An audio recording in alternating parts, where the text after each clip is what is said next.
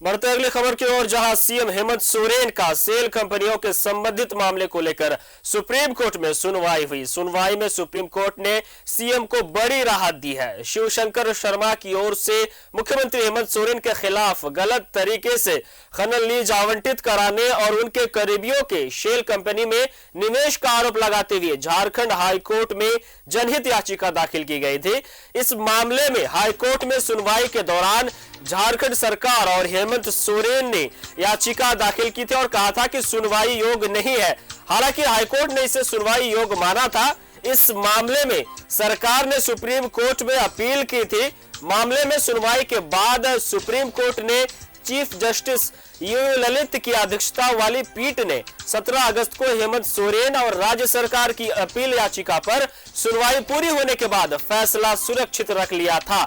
इस मामले में मुख्यमंत्री हेमंत सोरेन ने कहा था कि उस खनन लीज के लिए उन्होंने कई साल पहले एप्लीकेशन दी थी। उस दौरान वे किसी लाभ के पद पर नहीं थे और बीजेपी की ओर से मामले को उठाए जाने के बाद उन्होंने खनन लीज को सरेंडर भी कर दिया था और साथ ही उस पर कोई खनन भी नहीं हुआ है। ऐसे में लाभ के पद के दुरुपयोग का मामला ही नहीं बनता है और उन्हें डिस्क्वालीफाई यानी अयोग्य करार नहीं दिया जा सकता।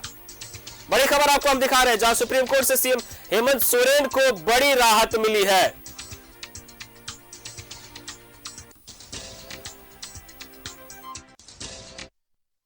बड़ी बात आज सुप्रीम कोर्ट ने कही है और पूरी याचिका को सुनने योग्य नहीं करार दिया है। सरकार की बड़ी जीत हुई है और हम मौजूद हैं राजधानी रांची के हाईकोर्ट के स्थित महाधिवक्ता के कार्यालय में।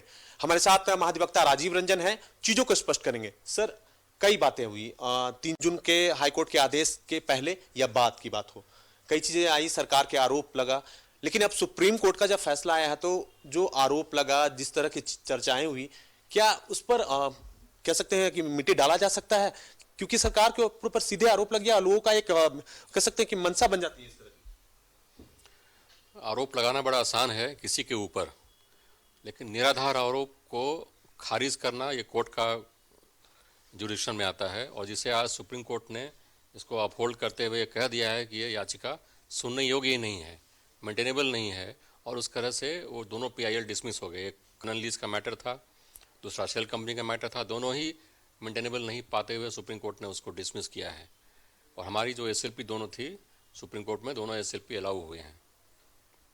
तो इसलिए ये जो कहना कि जितने सारे एलिगेशंस लगा के जो PIL फाइल हुए हैं वो सारे फ्रिवलस PIL हैं, निराधार है और वो आज हमारा सुप्रीम कोर्ट के आदेश से इस हमारा जो कहना था, जो हमारा स्टेटमेंट और सबमिशन था, उसको कंफर्म किया सुप्रीम कोर्ट ने। कोर्ट में वरिष्ठ अधिवक्ता कपिल सिब्बल ने कई बातें कही, कहा कि कुछ पन्ने होते हैं उसके आधार पर जो है कोर्ट सुनवाई कर रहा होता है, साथ ही साथ उसमें 1000 पन्ना इसको एन तेन जोड़ जाड़ के जो है एक बड़ा आकार उसको देने का प्रयास किया जाता है। वो पहले का क्या कुछ आदेश था और क्या जो ये सुप्रीम कोर्ट का आदेश आया है उसको नजर पर देखते हुए?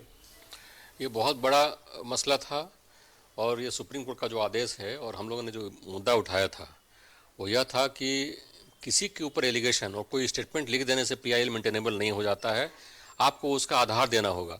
अगर कोई आधार नहीं है तो किसी के ऊपर एलिगेशन एक पत्थर की तरह फेंक करके और उसको PIL में चला करके और फिर उसमें फिर एविडेंस कलेक्ट करना, मटेरियल कलेक्ट करना, ये एक जनरल ट्रेंड हो गया था यहाँ हाईकोर्ट में, जिस कारण से हम लोगों ने एक बहुत बड़ा स्टैंड लिया कि ये गलत है। कार को तो राहत है ही, साथ ही साथ कहीं ना कहीं जिस तरह के PIL होते हैं किसी के ऊपर जो है वो सीधे आरोप लगा दिया जाता है, उससे पहले ये तय किया जाना जरूरी होगा कि वह मेंटेनेबल है कि नहीं, सुनने योग्य है कि नहीं, उस जो केस है वो दर्ज हो सकता है या नहीं।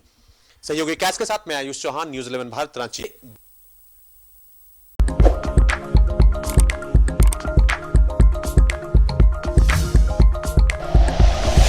Like and share videos, subscribe करें हमारा चैनल और प्रेस करें बेल आइकॉन। न्यूज़ 11 भारत, सच है तो दिखेगा।